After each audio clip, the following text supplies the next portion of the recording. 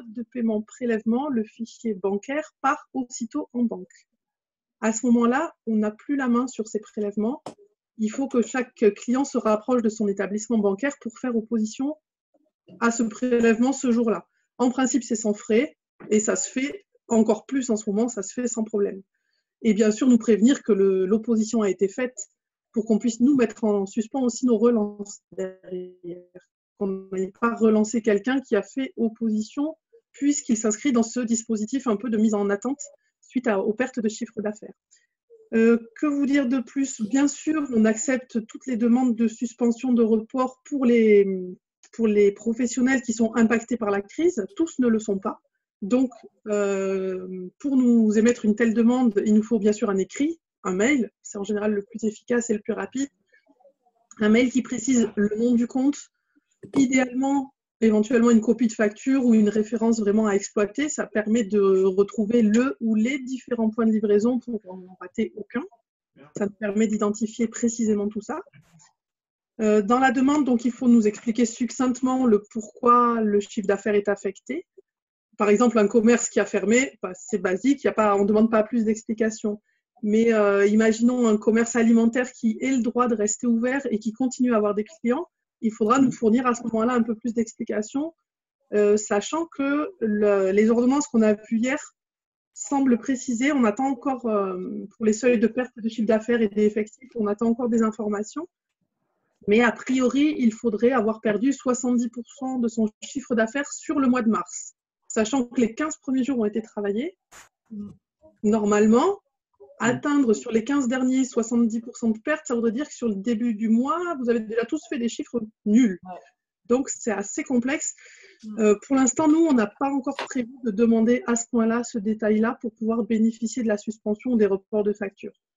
En imaginant que ça ne mette pas l'entreprise trop en difficulté, pour l'instant, on acceptera bien sûr toutes les demandes dès lors que les personnes attestent de leur bonne foi à en avoir besoin, tout simplement. Voilà, pour l'instant, ce qu'on peut vous en dire. Il y a aussi un fonds de solidarité qui a été créé, je pense que tout le monde l'a vu, mais qui a besoin de ces mêmes critères et seuils d'effectifs et de perte de chiffre d'affaires. Donc, je ne sais pas qui pourra ou pas en bénéficier. Ça sera à chaque personne d'en faire la demande s'il pense pouvoir en bénéficier. Par rapport aux factures classiques, par rapport au secteur de la vieille ville, j'ai regardé, la période de relève se situe fin avril. Ça veut dire que des factures seront établies sur toute fin avril, début mai. Sachant que ce sera des factures en estimation, pas en relevé réel, puisqu'on n'a plus aucun agent qui fait la relève pour éviter, lui, de le mettre en danger, bien sûr, et pour éviter, si toutefois il était contaminé, de venir contaminer chacun des points de livraison de Briançon qu'il relève. Donc, les factures à venir depuis la semaine dernière seront faites uniquement sur des relèves estimées. Donc, si toutefois vous voulez être au plus juste et que vous avez moyen de relever votre compteur, n'hésitez pas surtout à nous envoyer les index que vous serez en mesure de relever. La facturation sera au plus juste. Sachant donc que si vous nous avez demandé de mettre en suspens, bien sûr, les factures ne seront pas éditées, ou si elles sont éditées, on ne vous en demandera pas le paiement s'il n'y a pas de prélèvement dessus. Voilà. Au niveau des ordonnances qui ont été publiées hier, la sortie de la crise précise pour le règlement de ces fameuses factures en suspens, qu'elles soient reçues ou non, elles seront suspendues, hein, vous l'avez compris. Ces factures, il est prévu qu'elles soient étalées à partir du mois qui suit la fin de l'état d'urgence, de la crise sanitaire, et sur une période maximale de 6 mois. Donc ça, c'est quelque chose qu'on fera respecter, qu'on devra faire respecter aussi hein, pour la pérennité de notre propre entreprise, puisqu'on a les mêmes difficultés derrière, évidemment. On a, nous aussi, toutes les charges habituelles à payer. Nous ne sommes pas une micro-entreprise, nous n'aurons a priori pas ou très peu de possibilités, nous, de report de paiement. Donc, notre vie financière continue à se passer, notre trésorerie également, et notre trésorerie est fortement impactée par ce qui se passe. Donc, on devra en effet essayer, mais comme chacun à ce moment-là, de s'adapter au mieux, de vous demander ce que vous pouvez payer, bien sûr des factures dues, pas forcément sur les 6 mois, si ça vous est possible de régulariser sur 2 mois, on en serait ravis. J'imagine que vous aussi, ça voudra dire que votre situation financière le permet. Et voilà, la réglementation prévoira à la sortie de la crise un étalement des sommes dues pendant la crise sur un total de 6 mois maximum. Donc, divisé en 6 les sommes dues. Voilà de ce que je peux vous en dire pour l'instant. Si vous avez des questions, n'hésitez pas. Ok, bah écoutez, vous avez été super précise. Je crois que je vais laisser la parole à quelques commerçants s'ils ont des questions, parce qu'en effet, on a des commerçants fermés et des commerçants qui sont ouverts et qui subissent des pertes de chiffre De d'affaires. toute façon, Donc voilà, voilà. s'ils ont des questions précises, ils peuvent vous les poser. Puis je voulais vous dire merci beaucoup. Et si jamais ensuite vous voulez nous laisser pour cette visio, il n'y a pas de problème. Hein, mais autrement, après, on aimerait interviewer Monsieur le maire. Donc si vous voulez rester, il n'y a aucun souci. Bien sûr. Ouais, excusez-moi, juste, je précise. Donc, nous, pour une demande de suspension, il nous faut vraiment un écrit. Hein, donc, vraiment un mail, quelque chose qui identifie précisément votre point de livraison, votre facturation, qu'on puisse l'identifier simplement. Voilà, qu'on puisse prendre en compte toutes ces choses-là. Ok. Alors, excusez-moi juste une seconde. On va faire un essai avec Monsieur le maire par téléphone. Je vais laisser donc mon téléphone à côté de l'ordinateur. Voilà, c'était pour vous préciser ce fonctionnement. Voilà, merci. Vous pouvez reprendre. Voilà. Est-ce que des commerçants ont des… Moi, j'avais juste une question pour EDSB. On a reçu en tout début un courrier concernant l'éligibilité aux tarifs réglementés. Et je voulais savoir si c'était un vrai courrier ou pas, parce que ça nous invite à aller voir la concurrence, et savoir s'il y a un courrier de DSB qui allait venir pour nous aider dans le… Voilà. Comme c'est arrivé en plein début, j'ai pas encore appelé le DSB pour savoir, mais ils nous demandent de remplir et d'aller comparer. Donc voilà, c'est savoir ce qu'il en était. Alors, tout à fait. Alors ça, c'est un tout autre sujet, en effet, qui a été démarré à la fin de l'année dernière. Donc on peut en parler, hein, il n'y a pas de souci, tout le monde va être concerné, en effet. Ce sont des courriers relatifs à la fin du tarif réglementé de vente pour les entreprises. Aujourd'hui, le segment qui ne pourra plus bénéficier des tarifs de vente d'électricité, donc les tarifs nationaux, les mêmes qu'on pratique, donc que ce soit à Briançon, à Paris, peu importe où en France, les tarifs EDF classiques, ces tarifs-là n'ont plus le droit d'être… les entreprises bientôt n'auront plus le droit d'en bénéficier, sachant qu'il s'agit de créneaux d'entreprise de plus de 10 salariés en effectif temps plein ou de plus de 2 millions de chiffre d'affaires. D'accord. C'est ce qui est écrit dans ce courrier-là. C'est un courrier gouvernemental qui a été envoyé par obligation par EDSB, EDSB gestionnaire de réseau, pas EDSB fournisseur, enfin un peu fournisseur aussi. Donc c'est nous qui avons envoyé ces courriers en effet à l'effigie, à l'égide du gouvernement, courrier que nous n'avions pas le droit de toucher et auquel nous n'avions pas le droit de mettre notre patte, donc pas de courrier explicatif complémentaire. C'est vraiment un courrier gouvernemental obligatoire. Dans ces courriers, donc, on vous demande d'attester que vous n'êtes pas dans ces critères-là, de 2 millions de chiffre d'affaires ou de plus de 10 salariés pour les entreprises concernées. Si c'est le cas, vous pouvez garder les tarifs réglementés de vente, qui sont des tarifs qui, a priori, pourront évoluer moins vite que les tarifs qui sont soumis à la concurrence, quoique certaines offres, des fois, peuvent être plus intéressantes, mais ça, c'est à chacun un peu de trouver le fournisseur de son choix. Mais voilà, les entreprises de plus de 10 salariés, de plus de 2 millions de chiffre d'affaires seront de toute façon obligées de quitter le tarif réglementé de vente à la fin de cette année. Ce courrier vous demande donc d'attester de votre éligibilité, donc de prouver que vous êtes dans une configuration d'entreprise qui vous permet de rester avec le DSB si c'est votre choix. Et à ce moment-là, vous avez différents coupons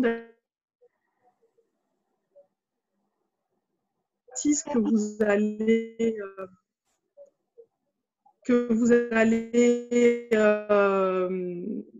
Excusez-moi, j'ai mon téléphone qui a sonné, ça coupe ma connexion. Est-ce que vous m'avez tout… Oui, c'est bon, on vous entend encore, ça y est. Merci. Donc, si vous êtes concerné comme client qui peut rester au tarif réglementé de vente et que ça reste votre choix, bien sûr, vous nous renvoyez le coupon numéro 1 qui atteste de la possibilité de rester. Et ensuite, si vous ne souhaitez pas que nous diffusions vos coordonnées personnelles que l'on connaît à EDSB, il faut remplir le coupon numéro 3 qui fait que vous vous opposez à la communication de vos données personnelles. N'importe quel fournisseur demain qui va nous faire une demande de coordonnées pour nos clients, si on n'a pas ce papier rempli, on est dans l'obligation de lui donner le nom, le téléphone, l'adresse mail et l'adresse postale que l'on connaît. Donc, si vous ne voulez pas qu'on diffuse ces informations-là, renvoyez-nous vraiment au... Ah, D'accord. ok. Je crois que vous avez été coupé, Madame. Merci pour la réponse. Merci pour les infos. Je crois qu'on a Monsieur le maire en communication, Sandrine, qui a du mal à se connecter, mais il est là, je le remercie. Donc, bonjour Monsieur le maire, est-ce que vous nous entendez un peu tous? Je ne sais pas si vous savez qui est présent. On pourra peut-être faire un tour de table, un tour de visio, un tour d'écran plutôt, Sandrine.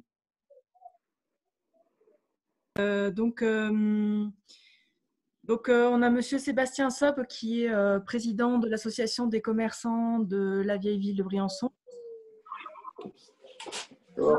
Madame Colomban-Courali qui est donc la en charge du réseau pro Père Chevalier Briançon pour l'Office du tourisme. Bonjour. On a Monsieur Jimmy Saron donc, qui est le chef cuisinier, directeur du restaurant 15-9 et l'Alpin. Monsieur Jeffal Mohamed. Bonjour, Monsieur Jeffal. Il s'est pas rendu compte qu'il avait coupé son micro, mais il a dit bonjour. Monsieur Sétian Nicolas, qui est adhérent aussi et donc directeur pour préciser, du hôtel de Briançon. Ouais. Bonjour. L'hôtel Montbrison et trésorier de l'association. Bonjour. Bonjour. Bonjour. Monsieur Emmanuel Héritier, qui est vice-président, co-président de l'association des enseignes qui tient la librairie alpine. Monsieur le maire. Bonjour. Voilà, donc le second coprésident de l'association des enseignes de Briançon, Monsieur Moranval Vincent Didier. Bonjour. Voilà, et alors Madame Liven Marie-Noël, je crois, de EDSB, qui était là pour répondre aux questionnements pour la facturation. Donc Monsieur Jean Favier, qui a le magasin Ambia, et qui est aussi le président de l'association Procer Chevalier, association de commerçants. Et donc moi-même, l'animatrice des enseignes. Très bien. Oui, Monsieur le maire, merci d'être présent. Bon, c'est dommage qu'on ne peut pas se connecter parce que c'est plus compliqué avec le téléphone comme ça en doublon. La prochaine fois, j'essaierai de vous donner un numéro de téléphone, peut-être ça sera plus pratique. Vous verrez, vous entendrez tout le monde. Là, Sandrine ne peut plus prendre de notes, mais bon, c'est pas grave, on va y arriver. On voulait vous remercier, savoir un peu comment ça se passait à la mairie en cette période de confinement, avec, je dirais, ces mesures. J'imagine qu'il y a moins de gens qui doivent travailler, l'ouverture au public, et ainsi de suite. Et puis après, une question plus professionnelle, comme on est tous en train d'utiliser ta visioconférence, qu'en est-il de la fibre optique, peut-être en attente, en arrivée sur Briançon? Et voilà, donc on vous laisse la parole. On vous entend normalement à peu près tous. Alors, pour ce qui est des services ici, on a le service aujourd'hui dans la mairie. Actuellement, il y a 6 personnes qui sont là régulièrement tous les matins. Au service de l'état civil, il y a 2 personnes. Il y a 2 personnes au service de la famille et des finances, et on continue à régler les factures qui nous arrivent.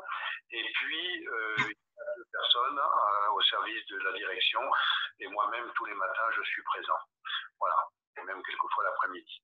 Donc ça, c'est pour les services administratifs. Au service technique, on a un certain nombre de gens qui, comme vous avez pu le remarquer, nettoient la ville, vident les poubelles. Au niveau de la communauté de communes, on a aussi le service d'ordures ménagères qui fonctionne. On a un petit problème d'ailleurs qu'on va essayer de résoudre, c'est qu'il y a beaucoup de gens maintenant qui ont peur de toucher les couvercles des dispositifs semi-enterrés et qui mettent les poubelles autour des dispositifs. Donc on va peut-être envisager de faire une désinfection officielle avec de l'eau javelisée et puis rassurer les gens. Voilà pour ce qui est des services de la communauté de communes. Là aussi en administratif, il y a un certain nombre de personnes qui sont présentes. Il y a des gens qui sont confinés chez eux, il y a des gens qui sont atteints. On a appris hier que le directeur du CCAS était positif, a été contaminé. Bon, il y en a d'autres qui l'ont été.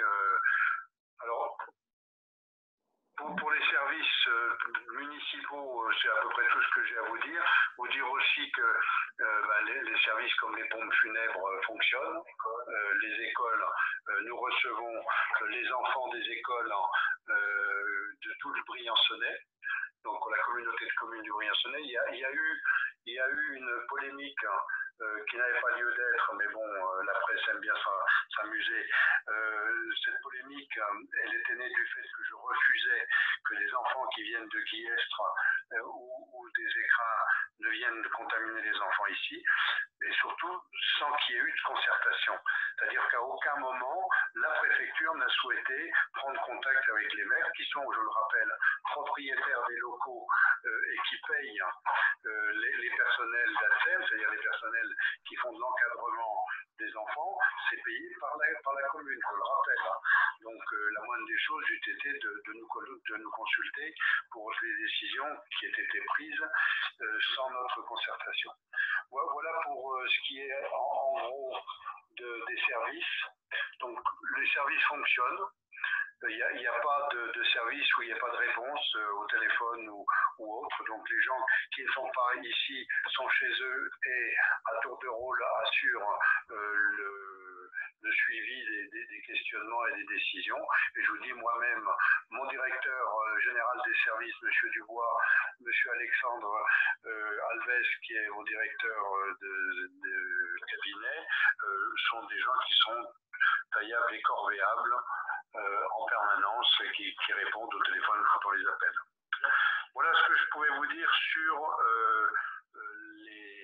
la commune. Ce que je peux dire aussi, si ça vous intéresse, c'est l'état aujourd'hui de l'hôpital. Oui. Vous voulez le savoir? Oui, oui. Oui, oui, oui. Oui. Oui. Je me suis renseigné ce matin, il y a actuellement 27 personnes qui sont hospitalisées parce qu'ils sont atteints du virus ou qu'ils ont les symptômes mais qui ne sont pas encore reconnus officiellement mais qui sont comme. Donc 27. En réanimation, il y a 4 personnes sur 8 lits. Alors, je rappelle aussi qu'actuellement, il reste 43 lits utilisables. C'est-à-dire que si demain, la pandémie devait exploser à Briançon, il y a 43 lits qui sont utilisables. Il y en a 40 qui peuvent être dégagés parce qu'on supprimerait les services de chirurgie et de médecine. Rhône-Azur pourrait nous libérer 20 lits. Edith Selzer, 20 lits, et on attend les Acacias Montjoie qui devraient nous libérer aussi un certain nombre de lits en cas d'explosion. Alors, je rappelle qu'on attendait la vague pour la fin de la semaine dernière, qu'aujourd'hui, elle ne se décline pas parce que de jour en jour, on a à peu près le même nombre de gens qui sont hospitalisés simplement pour une surveillance, et éventuellement une aide respiratoire avec un apport d'oxygène, mais sans intubation. Il y a 2 personnes qui ont nécessité leur transfert sur Gap, parce que l'ARS, l'Agence régionale de santé, a décidé de remplir les lits et éviter la dispersion sur le territoire. Donc les 2 personnes qui sont en réa ici, c'est pas que c'est des gens qui sont intubés, et il y en a 2 personnes de Briançon qui ont été expédiées sur Gap les jours passés. Voilà, mais il n'y en a pas eu depuis. Donc je rappelle 27 positifs, 4 dans un service de réanimation, et à ce jour, on pourrait libérer facilement 120 à 130 lits s'il devait y avoir aujourd'hui une explosion, une vague. Alors dire il n'y a pas de décès, oui, ça c'est important, on n'a pas eu de décès encore sur Briançon, alors que je rappelle qu'on a été certainement les premiers à être touchés dans la région, dans la mesure où deux personnes, au moins 3 personnes ont été touchées à leur retour de la réunion des évangélistes qui se tenait à Mulhouse. Donc Voilà, de ce côté-là, ces personnes-là sont aujourd'hui guéries. Elles ont été d'ailleurs, je le rappelle, traitées à l'hydroxyquinone dès leur arrivée à Marseille, dans le service du professeur Raoult. Donc les deux personnes ont vu des résultats positifs rapides, alors qu'il y en avait un qui était le premier qui était revenu de Mulhouse, qui lui était mal en point, très mal en point, et qui à partir du moment où il a subi le traitement a été beaucoup mieux. Voilà ce que je pouvais vous dire d'une manière générale. Fibre optique. Alors, si vous voulez maintenant qu'on parle un peu de la fibre optique, eh bien malheureusement, comme je l'avais signalé au conseil départemental à plusieurs reprises, la fibre optique, c'est un petit pas. Petit pas parce que d'abord, il y a eu tout le problème de la gestion pendant l'hiver de la fibre, mais il n'empêche qu'aujourd'hui, alors, j'ai pris contact hier avec M. Fracaro, qui est la personne qui est responsable des relations avec les collectivités locales pour les Bouches-du-Rhône, les Hautes-Alpes et le Vaucluse, qui me dit qu'ils vont reprendre l'installation de la fibre, qui me dit qu'il y a une capacité de construction de 1600 prises fibres supplémentaires d'ici fin mai sur notre commune et que normalement la construction des prises FTT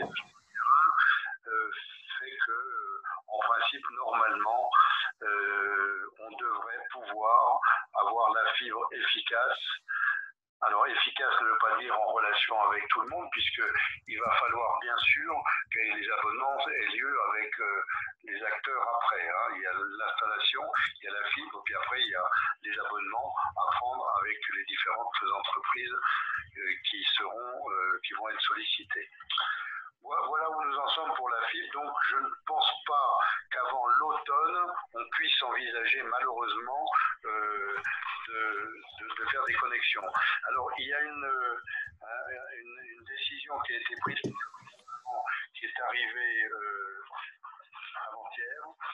Le 24 mars, a été signé par M. Bruno Le Maire, qui demande effectivement à ce que les travaux sur la fibre puissent reprendre dès maintenant, en protégeant bien sûr les salariés, puisque c'est la priorité première, mais d'essayer de mettre en œuvre dès à présent la continuation de l'installation de la fibre, parce que la situation que nous rencontrons aujourd'hui démontre bien que si on veut demain pouvoir survivre, il faudra pouvoir avoir ce mode de relation. Voilà. Donc, voilà ce que je peux vous dire a priori sur à la fois la fibre et sur la vie de la commune.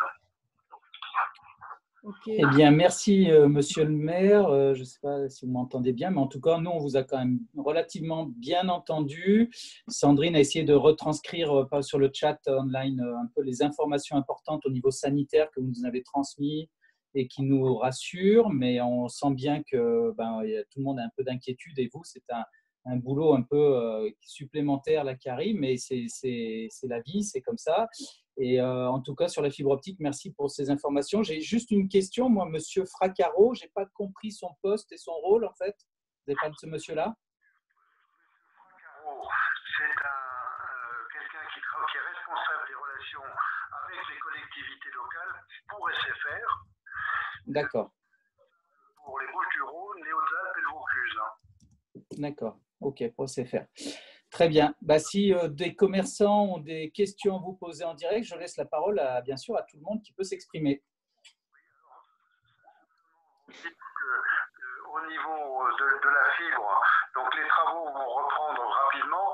Monsieur Fracaro, que j'ai eu au téléphone hier, me disait qu'il s'inquiétait de la neige. Je lui ai dit qu'il n'était pas tombé de neige, contrairement à ce qui avait été annoncé.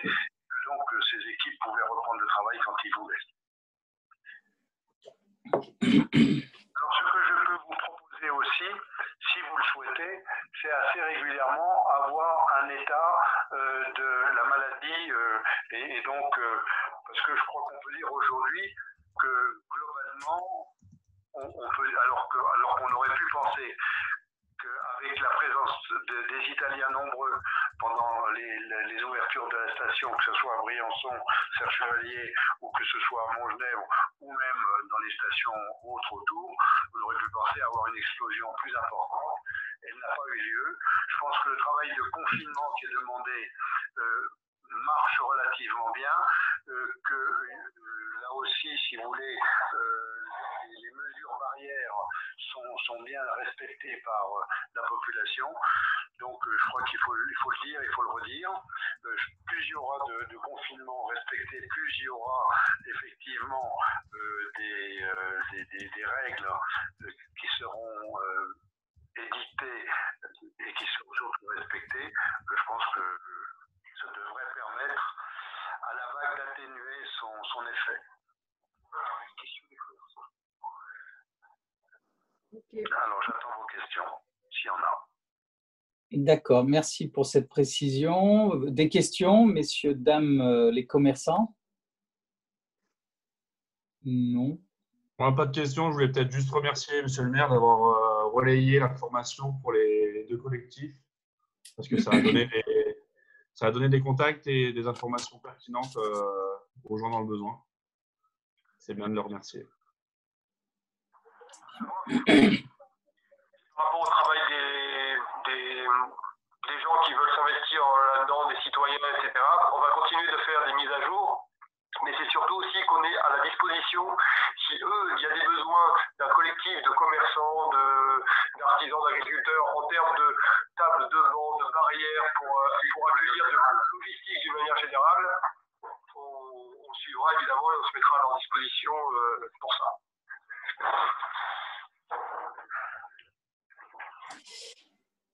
Super.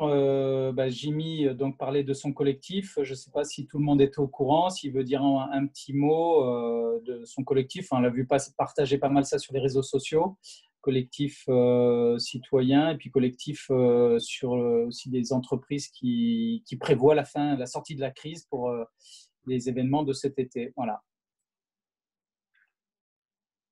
Moi, pour faire rapide, c'est pour venir en aide aux commerçants, essentiellement dans le secteur de l'hôtellerie et de la restauration et du tourisme. J'ai eu Coralie au téléphone il y a 3 jours, justement pour évoquer certains points.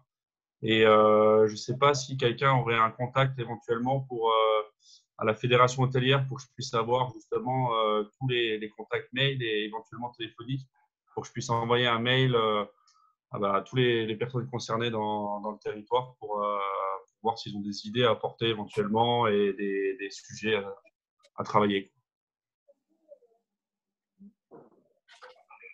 Ok, ça je pense que soit Sébastien qui était dans l'hôtellerie ou peut-être Sandrine peut peut-être rechercher, hein, ça il n'y a aucun souci. Hein. Sébastien? Oui, ça fait un petit bout de temps que je suis sorti de ce secteur-là, mais oui, on peut trouver s'il y a besoin, je peux chercher ça, il n'y a aucun problème et puis donner les contacts. Hein. Je peux passer ça, voir ça avec Jimmy, il n'y a pas de souci. Coralie, sur l'Office du tourisme, des nouvelles récentes parce que ça bouge, j'imagine, non? Ou il n'y a pas depuis la dernière réunion? Oui, non. Là, moi, j'ai une réunion de cadre la semaine prochaine. Je viens de voir l'invitation. Donc, je pense que ça sera l'occasion pour que Gilles donne les nouvelles. Après, les nouvelles, comme je l'ai expliqué, au niveau du tourisme, il est clair, net et précis que ça s'est arrêté. C'est le cas de tous les offices du tourisme. Aucun client est en phase de demander pour ses vacances. Donc, au niveau de cette activité-là, c'est un peu en stand-by. Après, là, les points qui vont être évoqués, c'est plutôt au niveau des ressources humaines de l'office. Après là, je ne sais pas si vous êtes destinataire, on commence tout doucement à reprendre contact avec les clients, avec des newsletters. Là, nous, la thématique, ça va être le baume du cœur, où en fait, on va leur envoyer de manière régulière des infos sur… Là, ce qui est parti, c'est la recette des sablés qu'on utilise au four banal. Voilà, ça va être un peu des choses tout doucement comme ça pour ne pas couper le contact, mais sans pour l'instant leur parler d'offres commerciales pour cet été. Donc, on leur propose les derniers livres ou là, de partager leurs photos d'Instagram, ce genre de choses. Donc, ce qu'on appelle, c'est le baume du cœur. Donc, c'est sur cette thématique-là. Je pense que ça va durer jusqu'à peu près le confinement, quoi. Tu peux redire en 2 mots, qu'est-ce que c'est le Baume du Cœur en fait? En fait, nous, on a pris cette ligne, oui, c'est une ligne éditoriale de newsletter, d'envoyer, donc je ne sais pas si vous êtes destinataire de ces news-là, puisqu'il y a les newsletters pro que je vous envoie, il y a les newsletters clients qu'on envoie donc, à nos clients. Et donc là, la première est partie hier, ça va être sur les thématiques de garder du lien avec les clients sans leur faire de l'offre commerciale pour l'instant. Et là, on leur propose des recettes pour faire avec les enfants, ce genre de choses. Ok. Je crois qu'il y a monsieur le maire qui voulait s'exprimer, c'est ça? Oui. Dans le prolongement de cette structure, en fait, de cette animation Baume du Cœur qui me semble extrêmement intéressante, il faut penser que les gens sont confinés. Confinés, ça veut dire qu'à la limite, ils épuisent vite toutes les possibilités de contact avec l'extérieur, en dehors de la télévision, de la radio, de la musique. Et je pense que ça serait bien de promouvoir un certain nombre d'actions par l'intermédiaire des radios, par l'intermédiaire de DC ou par d'autres solutions, médias, des animations culturelles, pratiques ou pas pratiques, des jeux, des choses qui d'abord mettent en valeur des acteurs que vous êtes et que nous sommes, et puis ensuite qui donnent un sens social à toutes les actions qu'on mène. Voilà. Et qui amène aussi un petit peu, comme le dit mon directeur, un peu de légèreté dans tout ça. Et c'est vrai que je pense que c'est bien, il y a des quiz qui se mettent en place, il y a des lectures de poèmes, il peut y avoir des indications sur des livres, des analyses sur des questions, puis peut-être même des relations questions-réponses à radio ou autre. Enfin, je pense qu'on est dans une période où toute forme de créativité qui va créer du lien apportera un plus pour tout le monde. Ok, on a bien entendu. Merci, Monsieur le maire, pour cette remarque. Je voulais laisser la parole à Jean Favier, peut-être coprésident de l'Association des commerçants de la vallée de Serge-Favier, voir un peu s'il a quelques infos, quelques retours un peu de la vallée, comment c'est perçu, comment ça se passe. Des retours de la vallée, je dois dire que je n'ai pas énormément de retours. Je suis en contact avec mon trésorier Dominique Auger qui me donne un petit peu des nouvelles et qui me donne un peu le sentiment de la vallée. Bon, je pense que la situation est très diversement ressentie en fonction du type d'activité. Je dois dire que les premières semaines de confinement qu'on vient de vivre, j'ai été extrêmement mobilisé pour la survie de l'entreprise, puisque du jour au lendemain, il a fallu qu'on cesse toute activité. Moi, je voudrais juste dire un petit mot sur, en dehors de tout le problème sanitaire, et je suis ravi que Briançon s'organise bien au niveau de l'hôpital, que tout se passe pour le mieux. C'est extrêmement rassurant pour la population et tant mieux.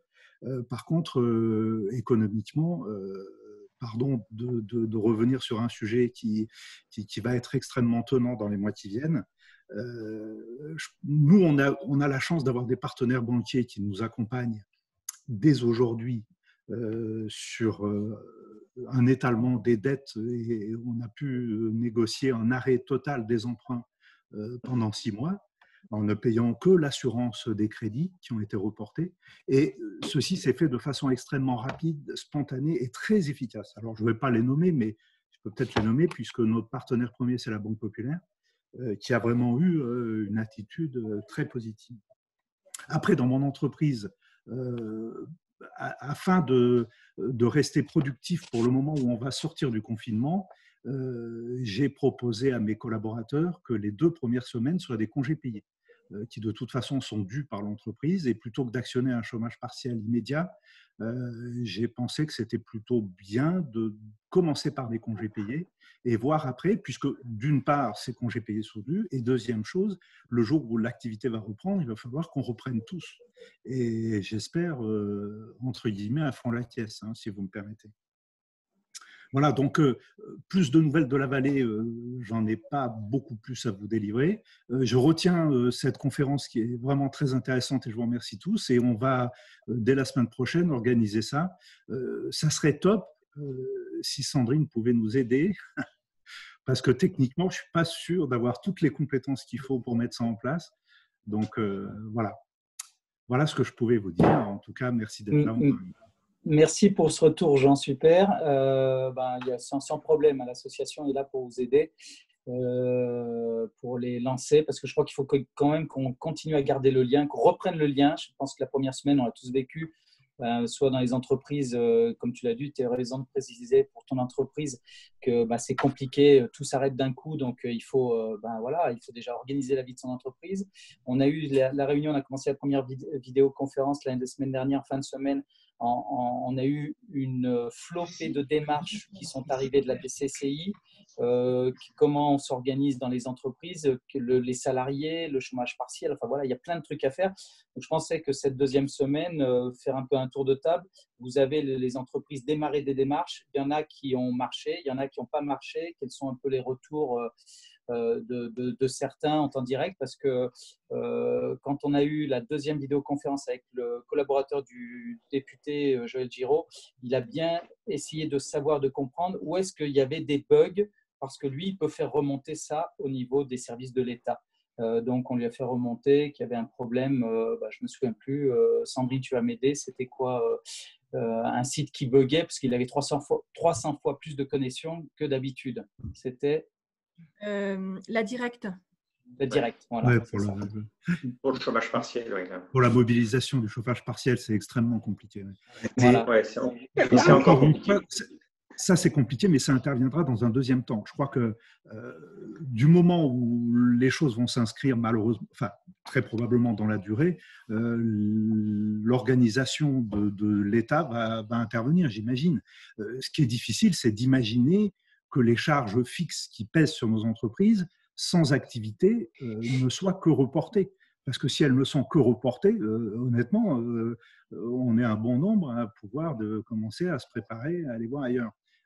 S'il n'y a pas un arrêt total des charges liées à l'activité qu'on n'a plus, ça va être très, très, très, très, très compliqué. Donc, je pense que l'État en prendra la mesure. Enfin, l'État, c'est nous collectivement aussi, hein, parce qu'à un moment ou à un autre, il faudra y faire face. Hein.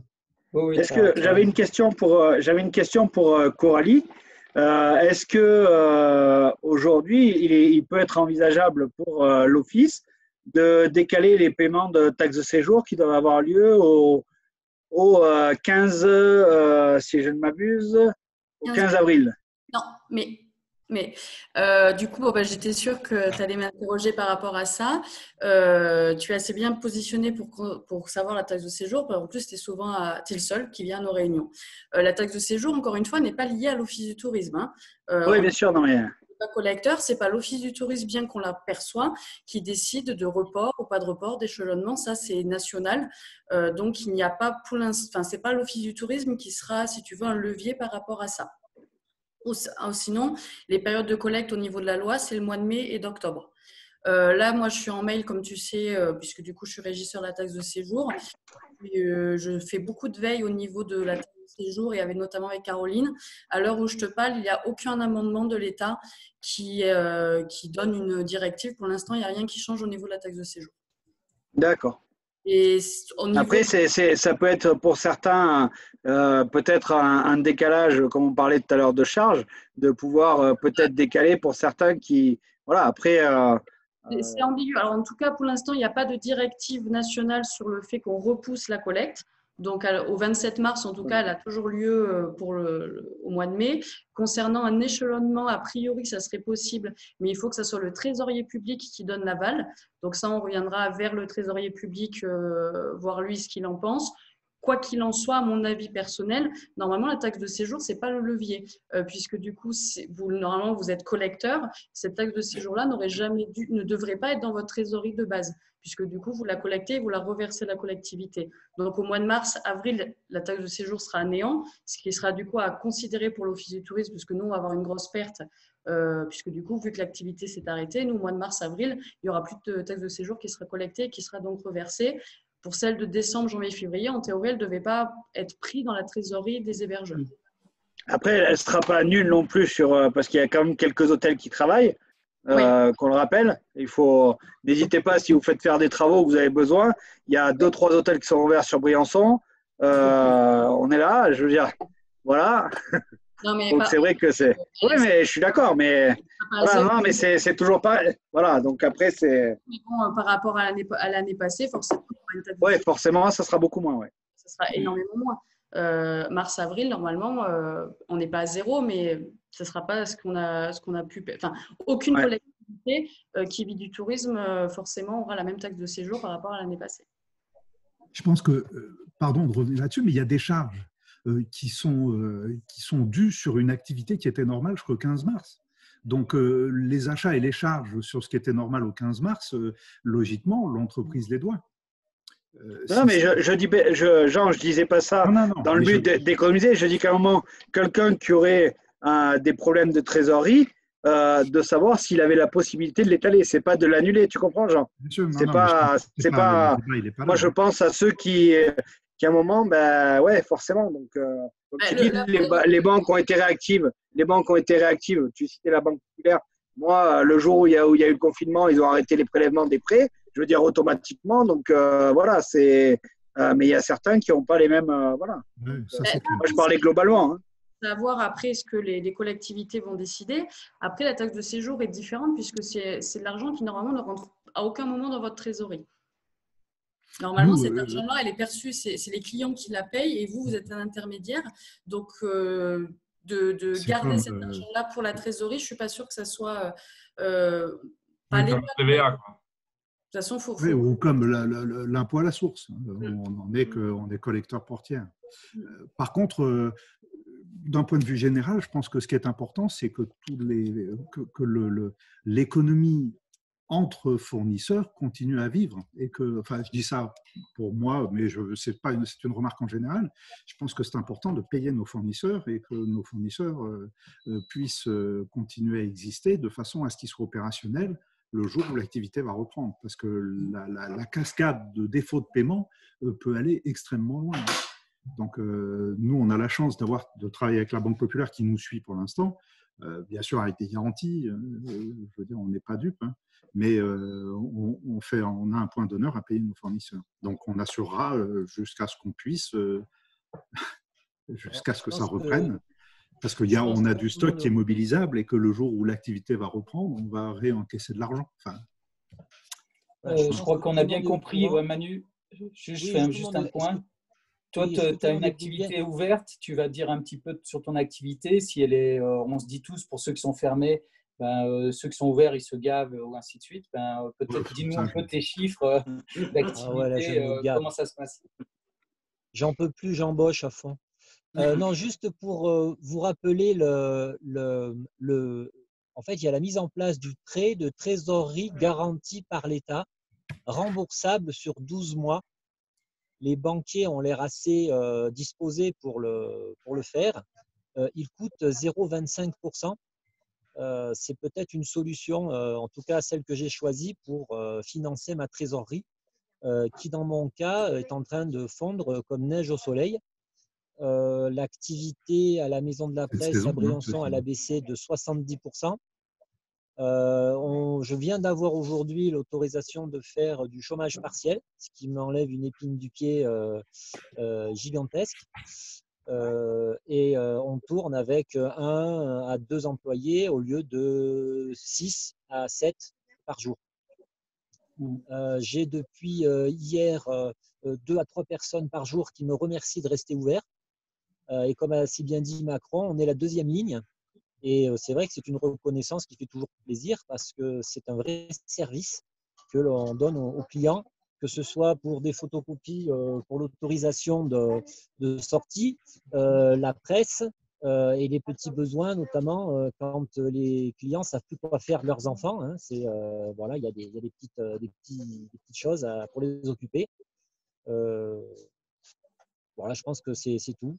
Je fais partie de ceux qui ont de la chance puisqu'ils auront moins de difficultés de trésorerie puisqu'il y a quand même un peu d'argent qui rentre.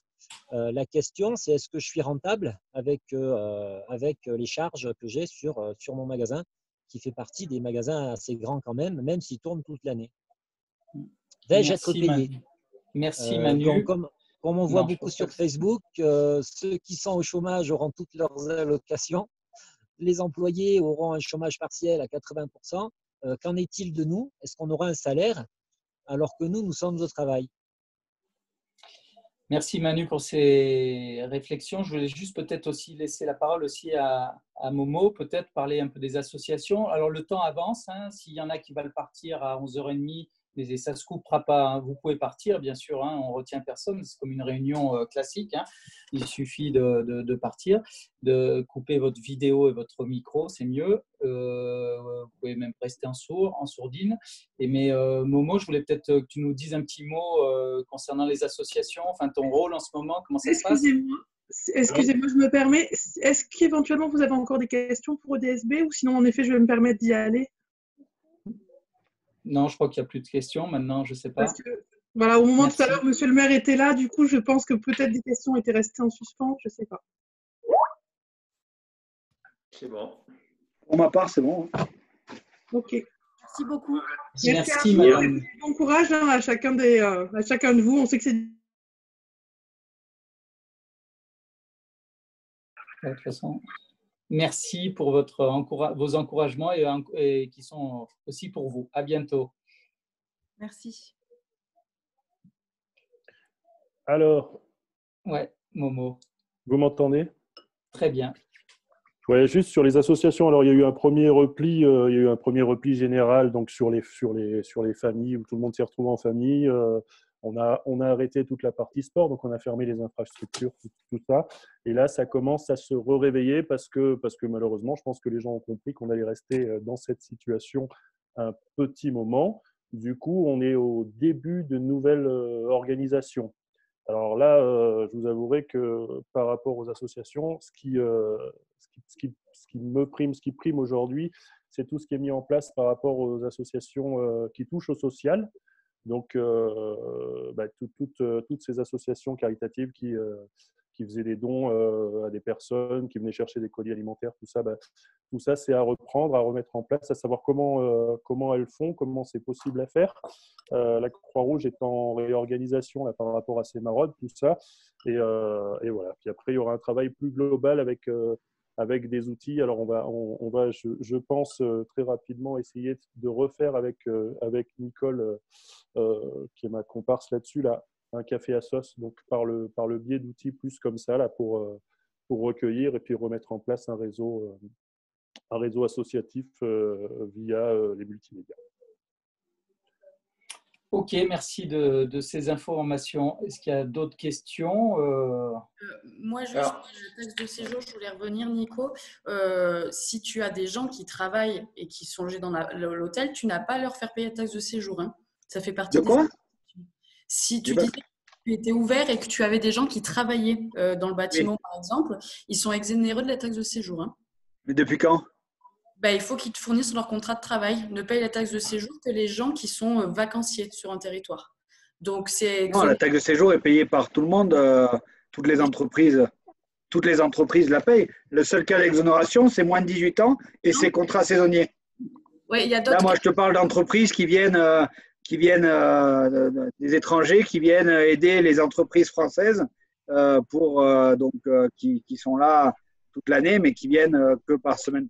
Donc, eux, ils sont obligatoirement soumis à… D'accord.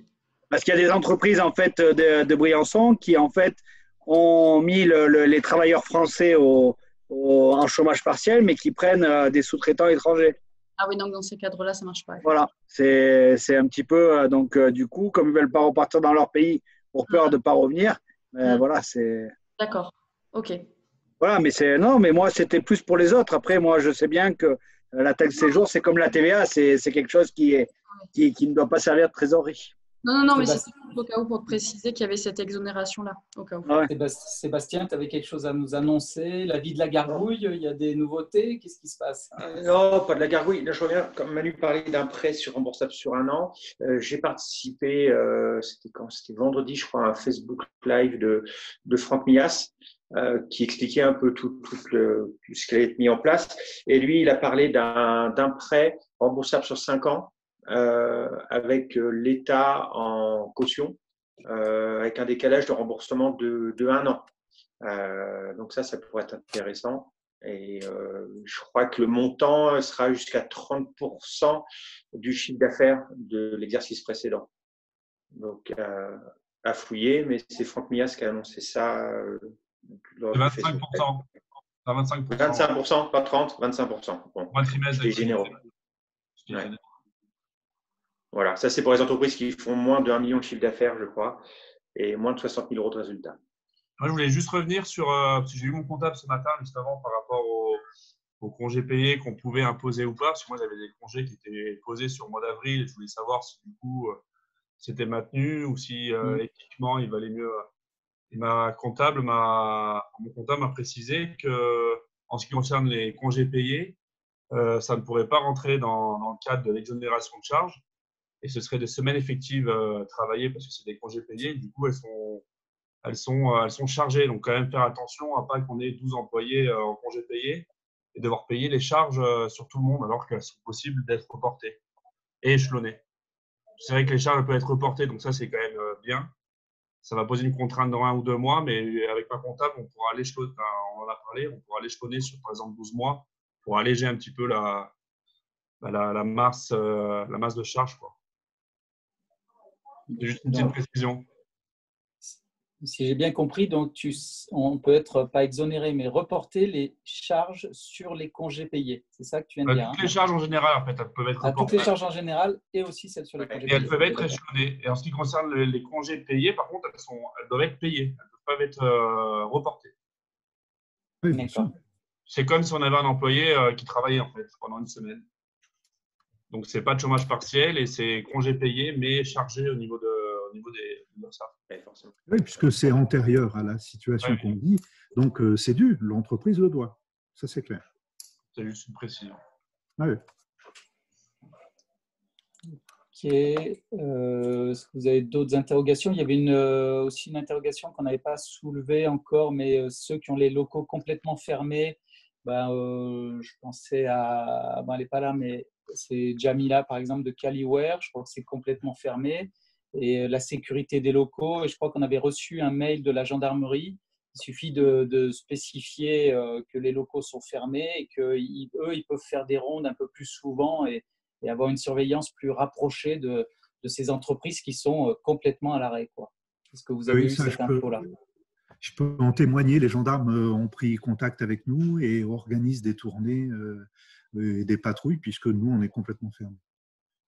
Donc ça, c'est dans le cadre d'une démarche, mais parce qu'il y a eu tout de suite, au début du confinement, il y a eu des cambriolages dans la vallée.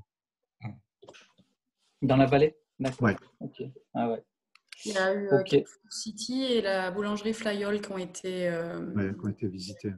Il y a eu des dégradations, je crois, à Chantemerle aussi, au magasin. C'est ça, c'est hier, je suis allée acheter mon pain là-haut et du coup, ils ont mis du bois, etc. Et donc, heureusement, il n'y en a que 2, en espérant que ça ne continue pas.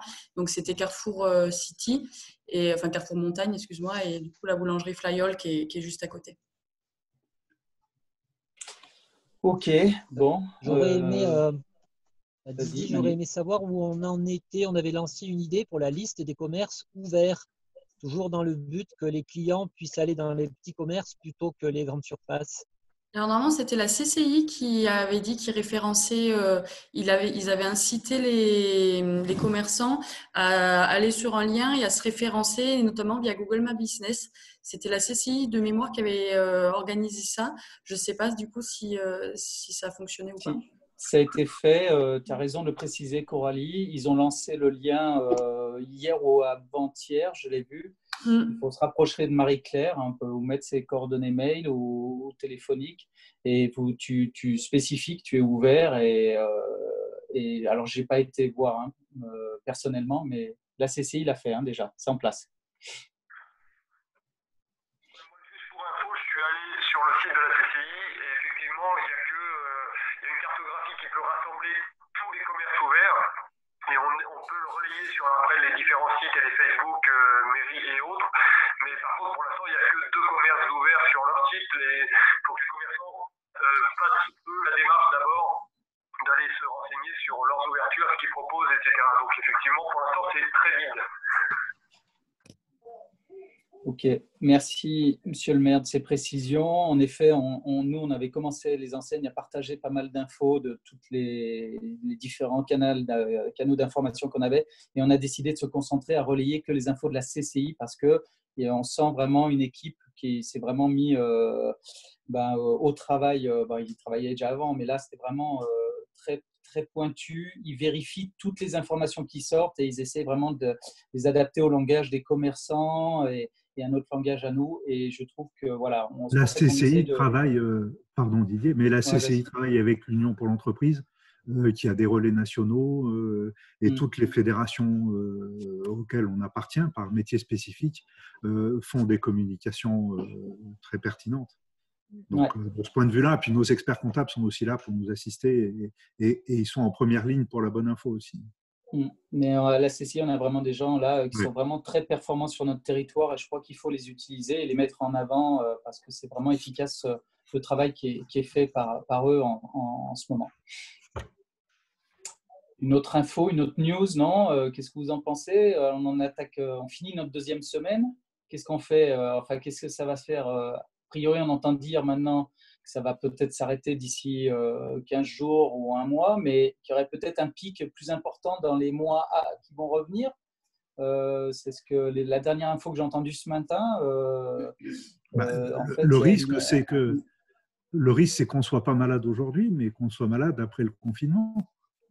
De façon, le risque qui en est peut-être pas un, mais de gérer au mieux d'éventuels pics de fréquentation, de surcharge de l'hôpital, des hôpitaux en général. Parce que c'est pas parce qu'on est en confinement que le virus disparaît complètement. C'est pas le plus rassurant. Hein. Oui. Après, on aura peut-être plus les stocks et le recul s'il y a un autre pic cet automne pour aussi maîtriser la chose. Il faut rester positif. Oui, assurément. Et puis, je pense que les règles de confinement ralentissent la propagation, ça c'est une certitude, plus toutes les règles d'hygiène et de protection qu'on peut avoir au-delà du masque, qui à mon avis sert à rien. Il faut vraiment le laisser au personnel soignant, mais après, les gants et le gel hydroalcoolique et des choses comme ça sont de nature à limiter la propagation. Enfin, c'est ce qu'on entend. Maintenant, je ne suis pas expert, mais il faut se rassurer avec ça. Alors, il ne faut pas oublier aussi Didier, il faut pas oublier aussi le système peut-être de plexiglas pour isoler les caissiers et les clients. On le voit dans les grandes surfaces. Pour ma part, j'ai du mal à obtenir les plexis, mais ce sera fait dans les jours à venir.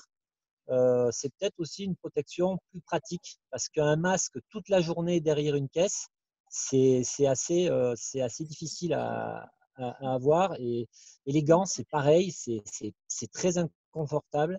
On cherche des solutions aujourd'hui et le plexi, à mon avis, ne devrait pas être oublié. Il y en a qui font avec du film alimentaire aussi. Au Carrefour City, à la place du plexi, ils mettent un film alimentaire qui tire devant les caisses. Voilà, je pense qu'ils attendent d'avoir un système plus carré. Et pour le moment, ils mettent du film alimentaire. C'est une solution temporaire intéressante. Mais comme ils payent avec des billets, avec des pièces. Ah, mais là, c'est au niveau des doigts. C'est très compliqué, parce que c'est vrai, hein, tu as raison, mais c'est compliqué. Juste une petite chose, je viens de retrouver l'email de la CCI pour que les commerçants puissent dire quand est-ce qu'ils sont ouverts. Il n'est pas évident. Je pense qu'on pourrait, hormis le relayer, peut-être faire quelque chose d'un peu plus clair. Tu as des lignes avec des liens, avec des hashtags, c'était pas évident. Je comprends qu'il y ait pas mal de commerçants qui ont eu l'email de la CCI, qui l'ont lu et qui sont passés sur l'essentiel, c'est-à-dire le petit lien tout au bout de la ligne à droite, légèrement en bleu qu'on voit pas bien, avec des codes sur lequel il faut aller. Et ensuite, il faut encore aller sur un autre lien pour te déclarer. Et à ce moment-là, tu arrives sur la page. On pourrait utiliser ces liens, faire un petit email avec 3 phrases hyper claires à renvoyer au moins à tous nos adhérents.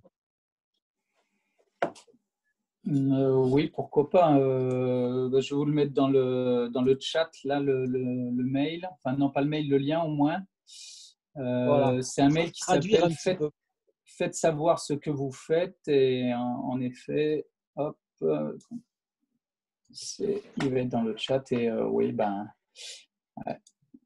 Bon, c'est parti comme ça. Je sais pas. Un petit email avec un rappel, par exemple l'email de la CCI en dessous, et avec le lien qui nous intéresse, nous commerçants, comment aller déclarer son ouverture. Ok. Peut-être, ouais. En effet, sur Briançon, comme a dit Monsieur le maire, il n'y en a que 2 qui sont marqués ouverts. Alors, il va y en avoir un 3e, parce que je viens de comprendre l'email. Faire une intervention. Oui, enfin une intervention, vous dire au revoir. Merci pour cette réunion parce que c'est bien de partager nos différentes informations, nos soucis. Et puis vous souhaiter bon courage dans la situation où nous sommes. Et bien sûr, nous sommes à votre disposition s'il y a des points particuliers que vous souhaitez aborder avec nous. Super, merci Monsieur le maire de votre présence et puis à bientôt. Merci, au revoir.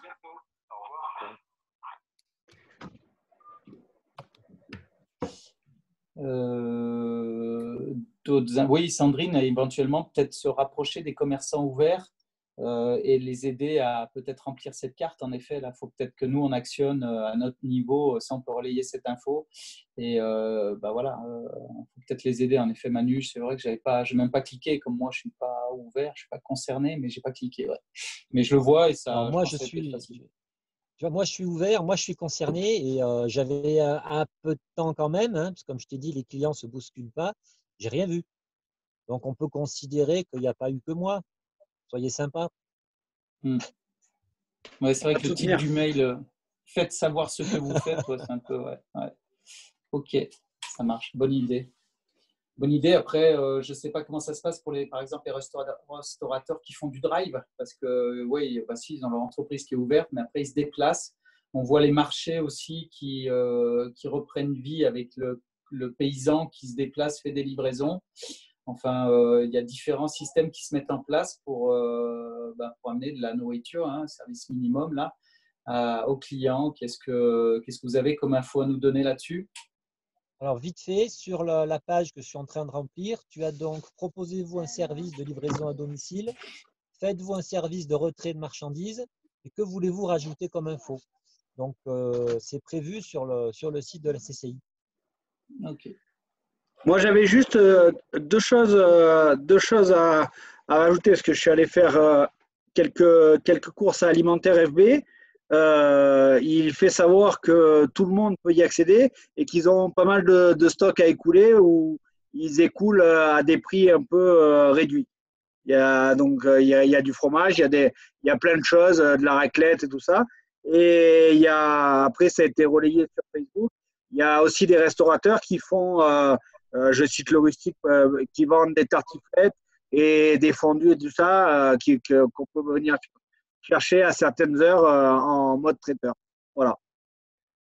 Donc voilà, s'il y en a d'autres, n'hésitez pas à le relayer parce que ça peut être bien s'il y en a qui ont de la marchandise à passer. Voilà. Ouais, c'est vachement bien ton message parce que c'est mieux de s'entraider comme ça plutôt que faire de suite grande surface. C'est bien de s'entraider là. On voit un marché là, un truc solidarité aussi paysan qui s'est monté là il y a 2 jours là aussi. Enfin voilà, c'est pas des adhérents de nos associations, mais en fait, ça fait marcher un peu le tissu local, c'est pas mal. J'ai vu le fromager à Puy-Saint-Pierre, je crois, pareil, voilà, c'est ça. Hein. J'ai pas trop réussi à trouver, mais bon, il y a des choses qui se font. À Saint-Pancras, ils font un drive brouette, je crois, où on peut commander nos provisions et sans sortir de sa voiture être livré. Ah, si tu peux m'envoyer le lien, ça m'intéresse. Jimmy, si tu as le lien, ça m'intéresse. Ouais, non, on peut le partager au niveau des enseignes, ça c'est super. Ouais. Il nous faut un système de centralisation d'infos. Je ne sais pas s'il faut utiliser celui de la CCI, puisque je viens de me rendre compte que tu n'es pas obligé d'être propriétaire du magasin pour remplir leur formulaire. Il n'y a pas de sécurité à ce niveau-là. On pourrait peut-être l'exploiter, cette faille, pour remplir les noms d'établissements ouverts, juste en leur passant un coup de fil. Écoutez, on va remplir votre fiche. Pour vous. Ouais, pas mal. Sinon, Manu, tu pourrais faire drive, toi. ton côté Ouais. hacker ressort là, Manu, j'ai vu. Ouais. Oui, hacker, c'est donc les pirates blancs. On est d'accord, hein, je ne suis pas un pirate En deux noir, mots, au grand cœur, un, alors j'aurais dû dire. Ouais. un magicien blanc. Alors, il y a juste un truc, il y a un outil qui vaut ce qu'il vaut, hein. Je pense que naturellement, les gens, ils vont vers Facebook et ils vont vers, tu sais que tu es de Briançon, cette page, où il y a un peu de tout à manger. Et Elle paradoxalement, marche bien. sur cette page-là, souvent, c'est le premier réflexe, c'est de publier sur cette page. Tout le monde publie sur cette page. Et c'est l'endroit où on trouve les infos assez souvent. Enfin, en tout cas, c'est aujourd'hui un endroit où les gens vont chercher de l'info. Ok, ouais, tu as raison de le préciser. C'est vrai qu'elle est vraiment partagée, l'info qui est. Enfin, elle est vue en tout cas, elle est vue. Hein, c'est les infos sur ce groupe. Là, ouais. Moi, cette page, j'y partage uniquement l'événementiel parce que tout ce qui est commerçant, ils auront, bon, ce qui est logique, mais à l'époque, hein, en tout cas, de notre part, ils refusaient tout. Hein. Ah oui, c'est vrai aussi.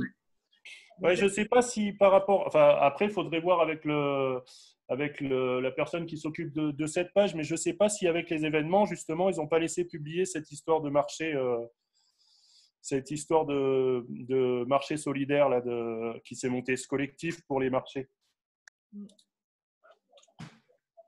Ok, sinon, pour parler un peu de la suite, on a prévu une autre réunion mardi prochain, pareil, 10h30, 11h30. Il y a un sujet que vous aimeriez avoir. Donc là, c'était bien qu'on ait le maire qui nous ait amené ces infos en temps direct. C'est super intéressant. Sur les conditions sanitaires. Bon, la fibre optique, c'était pour juste avoir un petit côté aussi pro, hein, parce qu'au début, c'est quand même des réunions entre pros. Je ne sais pas ce qu'on fera de cette information qu'il nous a donnée, mais au moins on a un nom d'une personne, voilà, on verra. Après, mardi prochain, je suis un peu avec Sandrine, on se demande qui c'est qu'on invite, qui c'est qu'on fait intervenir, qu'est-ce que ça vous fait, sur quoi ça vous fait réfléchir en fait, ces petites visios, parce que ça permet, on voit que c'est beaucoup plus efficace aujourd'hui. Tout le monde s'est connecté assez rapidement, pas de problème de son.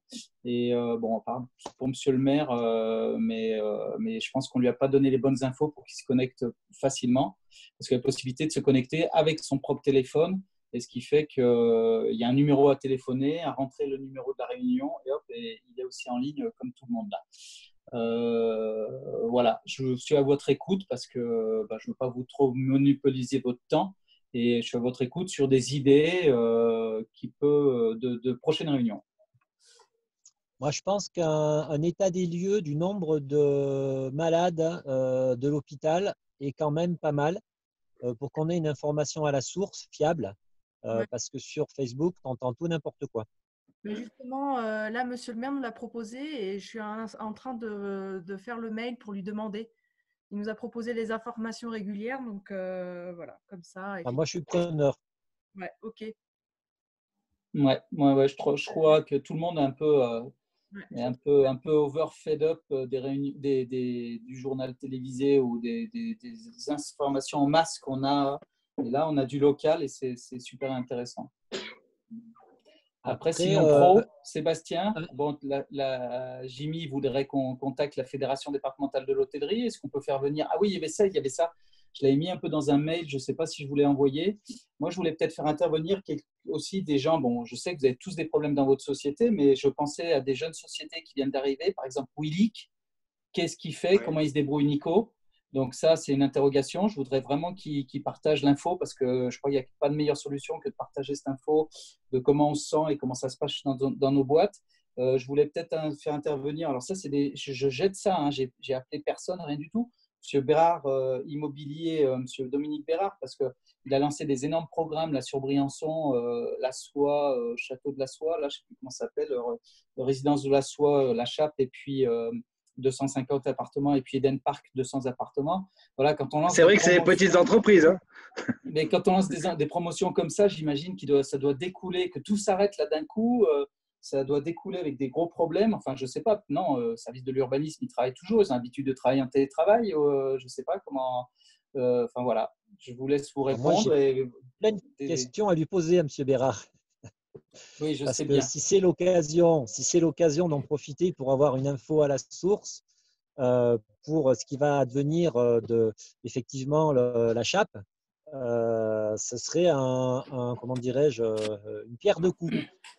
Ben oui, donc ça serait génial. Déjà, première chose, le remercier de nous laisser sur ce parking, hein, c'est bien. Et puis, en effet, voilà, tu peux avoir des réponses en temps direct parce que c'est ça, avec ces visios, on a des réponses en temps direct et elles sont partagées par tout le monde. Donc, comme ça, je pense que ça fait son chemin. Alors Oui, moi, Nico, tu fais l'amour. Mardi, je peux pas être là. J'ai une réunion des cadres avec l'office ce mardi. Ok. Donc, je sais pas, qu'est-ce que… Moi, je voudrais juste, on ne va pas inviter tout le monde, je vais essayer de faire la même chose avec le conseil d'administration de ProCercheux. J'appellerai Sandrine pour qu'elle m'aide un petit peu sur la façon d'inviter. Hein.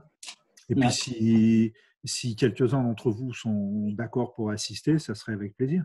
Je ne pense pas qu'on ait énormément de sujets à traiter, mais rien que ce petit moment partagé ensemble et de partager nos infos et comment c'est ressenti, c'est toujours intéressant. On s'aperçoit qu'on n'est pas seul. En fait. Exactement, on n'est pas seul. Ouais, Seb, des idées de prochains intervenants? Nico, des idées? Non, mais c'est bien d'avoir quelqu'un du BTP. Je pense que c'est quand même un secteur important sur Briançon. Donc, c'est bien d'avoir un intervenant du BTP. Je trouve que c'est une bonne idée. C'est vrai aussi que l'idée de Willy, c'est bien parce que c'est une jeune entreprise. Enfin, bon, même si Résalp, c'est quand même bien implanté maintenant. Mais c'est quand même des acteurs économiques importants du secteur. Donc, c'est bien de les inviter. Je pense que c'est une bonne idée de pouvoir partager avec eux. Parce qu'on n'a pas forcément la même problématique sur les grosses entreprises, sur les petites entreprises. Nico, tu as des idées? Non? Non, ben après, Willy, il en a mis pas mal en chômage partiel, parce que justement, les chauffeurs comme il a repris la société Pellegrin, ben, du coup, il venait jusqu'au jour où il y a eu le confinement qui a été. Donc, les chauffeurs me disaient qu'il y en a pas mal qui ont été mis en chômage partiel, et puis il était en train de renvoyer l'ensemble de ses bus à Paris, puisque c'est les bus qui sont en location. Donc, je crois qu'il est. Voilà. Après, pourquoi pas, voilà, c'est important d'avoir tout ça. Moi, je voudrais juste finir en demandant, je pense qu'il faudra quand même qu'on ait une réflexion sur le jour d'après. J'ai eu tout à l'heure, Jean, je te coupe 30 secondes, j'ai eu tout à l'heure un appel, j'avais demandé à Coralie, est-ce qu'il y a bien quelqu'un qui répond à l'Office du tourisme? Parce que là, en une semaine, j'en suis à une dizaine d'appels qui me dit à l'Office du tourisme, il n'y a personne qui répond, on veut organiser notre été, et bon, il me demande d'envoyer des documentations. Voilà. C'est très bizarre d'avoir ce genre de retour parce qu'effectivement, on a quelqu'un qui est au standard, qui n'est pas physiquement, puisque ce qu'on expliquait à Didier, ce que j'expliquais à Didier, c'est que nous, le tourisme ne fait pas partie des entreprises qui sont dans primordial. Donc, nous, on n'a pas le droit d'aller travailler. Au niveau donc du télétravail, il n'y a pas quelqu'un qui a une permanence, mais c'est Véronique Roux que tu connais qui, elle, a fait le transfert des appels sur le téléphone portable. Donc, elle répond quand elle peut, ou sinon, les gens sont invités à laisser des messages. C'est le message qu'on va passer, du coup, c'est parfait. De quoi? C'est le message qu'on va passer, qu'il y a bien quelqu'un qui répond. Parce que c'est vrai qu'elle ne peut pas gérer 50 appels non plus. Donc, non, mais de toute façon, c'est clair, net et précis. Moi, j'ai eu Véro et donc on est régulièrement en contact, bien qu'on soit en arrêt de travail. Ça n'empêche pas que, tu vois, je suis là et que je réponds, etc. Je lui ai demandé, en une semaine, elle a eu 6 appels. Qui ne concerne pas du tout le tourisme, qui concerne des résidents permanents qui veulent se faire rembourser les forfaits. Et au niveau des mails, on n'a aucune demande pour cet été. Et donc moi, si tu veux, je suis sur des forums d'office du tourisme, etc. À l'heure actuelle, aucun office du tourisme n'est débordé par des appels, quoi. Ouais, non, mais c'est bon. C'est bien à savoir parce que tu sais que les gens, des fois, ils disent ça, mais bon, c'est pas forcément vrai, quoi. Donc, Non. Et puis, tu vois, comme je te dis, forcément, on est tous la même famille, donc on s'appelle entre office, etc. Il est évident que les clients, en fait, ils sont pas en phase. Même moi, personnellement, qui voyage beaucoup, on est dans une mode de confinement. On ne sait pas jusque quand, on ne sait pas du tout comment ça va évoluer. Et du coup, personne ne veut booker ses vacances pour cet été. Donc, ça revient à la question de Jean. Voilà. C'est pas le jour d'après, c'est le mois d'après ou les 6 mois d'après. Voilà, ou les 6 mois d'après, mais enfin, faut être lucide. Hein. Il est clair que ça aura des incidences sur le fonctionnement de cet été. Est-ce qu'on sera en capacité est-ce que les gens auront la tête? Est-ce que la force de travail qu'il va falloir remobiliser derrière laissera aux gens la possibilité d'avoir des congés comme ils le veulent? Tout ça va quand même indiscutablement changer. Tu vois, moi je reçois, donc je suis abonnée à toutes les newsletters des différentes stations. J'ai reçu celle de l'Alpe hier. Donc l'Alpe d'Huez, ils annulent leur téléthon hollandais, ce qui représente 12 000 personnes. C'était quand? C'est la première semaine de juin. Ok. Donc je continue à dire ce que je dis. Il me semble qu'il faut qu'avec l'Office, on réfléchisse au coup d'après, comment on voit l'organisation des choses. J'imagine que tout le monde se pose les mêmes questions. C'est ça, si tu veux, nous, les questions que vous posez, vous, à l'Office. Ouais, pour l'instant, si tu veux, il y a encore du travail qui est effectué. Là, le dossier de presse est en train d'être finalisé. La communication sur l'après est en train d'être réfléchie pour une fois que tu sais que tes clients sont opérationnels à t'écouter, que ça parte. Et comme je te dis, là, ce qu'on a acté, si tu veux, c'est de faire un thème léger. Donc, les newsletters, ce sont le baume du cœur. Là, hier, sur Instagram, on reprend la communication réseaux sociaux. Donc, on a proposé hier des jeux sur des quiz sur Serre Chevalier et progressivement ça va. On est sur cette ligne de conduite là. Après, à raison, à tort, c'est un peu compliqué d'avoir une vision sur comment les clients réagiront une fois que le confinement sera passé. Alors il y a Jimmy qui veut en parler. C'est juste pour avoir une comparaison. Alors ça va pas être très représentatif peut-être, mais sur la même période, donc par rapport à l'année dernière, donc N-1. Le taux de remplissage là, des hôtels, par exemple, de juin à septembre, il est en baisse, il est stable parce que les gens réservent au dernier moment. Il est comment? Pour 2020 ou pour 2019? Pour 2020, du coup, par rapport à 2019, à la même période, fin mars. Si tu veux, moi pour l'instant, j'ai aucun retour de G2A. Je ne sais pas si du coup tu es informé. Nous, on a ce qu'on appelle un observatoire du tourisme, qui est le cabinet G2A, qui fait des statistiques et des prévisionnels. Pour l'instant, moi, j'ai aucun retour de leur part. Sur l'État.